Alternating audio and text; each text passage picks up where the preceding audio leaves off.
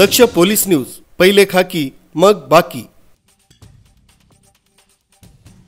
नाशिक शहरामध्ये सध्या गुन्हेगारीने थैमान घातला असून नाशिक पोलिसांनी गुन्हेगारी आटोक्यात आणण्याचे संपूर्ण प्रयत्न हे अपयशी ठरत असल्याचं सध्या तरी दिसतंय। नाशिकच्या सातपूर परिसरामध्ये अवघ्या 18 तासांमध्ये 2 युवकांवर प्राणघातक हल्ला झाल्यानं संपूर्ण सातपूर परिसरात खळबळ उडाली। संकेत पवार या तरुणावर त्याच्याच घरासमोर राहणारा ओम कदम याने किरकोळ वादातून संकेत पवार याच्यावर धारदार चाकूने हल्ला करत त्याला जखमी केलाय। तो सातपूरच्या खाजगी रुग्णालयामध्ये उपचार घेत असून त्याची प्रकृती ही चिंताजनक आहे। माझं नाव अक्षय पवार, माझा लहान भाऊ संकेत सोमनाथ पवार। तो रात्री 11 वाजेच्या दरम्यान जेवण झाल्यानंतर तो मारुती मंदिर येथे चक्कर मारण्यासाठी गेला होता।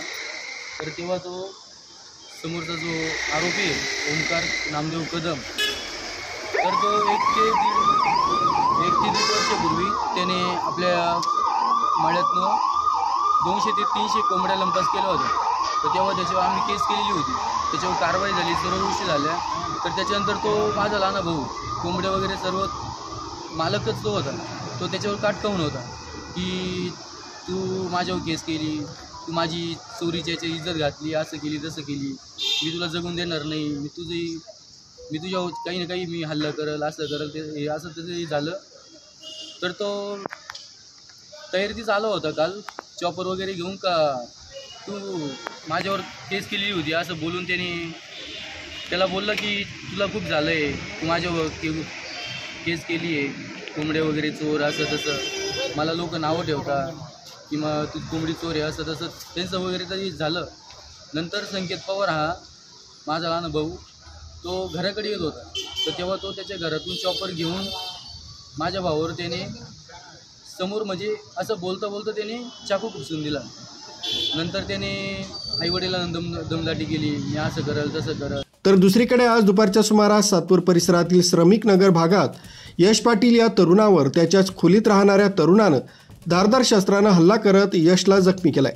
त्याची प्रकृती देखील चिंताजनक असल्याचं समोर येत आहे। सर मी सकाळी 6 वाजता ड्युटीवरून आलो आणि झोपलेलो होतो, आम्हाला आवाज झाला त्यांच्या दोघांच्या भांडणीचा।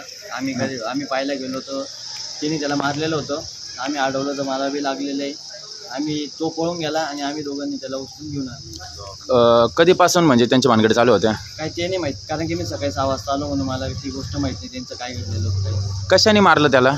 काय चाकू होतं वाटतं। अच्छा, आणि तुम्ही बचावायला गेले तेव्हा तुम्हाला लागलं का? हां मला लागलेलं आहे। कुठं लागलं तुम्हाला? हाताला लागलं। हाताला लागलं का?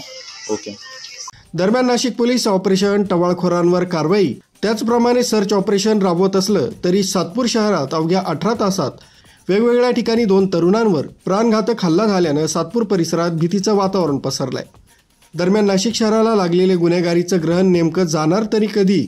या गुन्हेगारीला नाशिक पोलीस आयुक्त संदीप कर्णिक अंकुश लावणार तरी कधी, असा प्रश्न नाशिककरांसह सातपूरकर उपस्थित करतायत। न्यूज ब्युरो, दक्ष पोलीस न्यूज, नाशिक।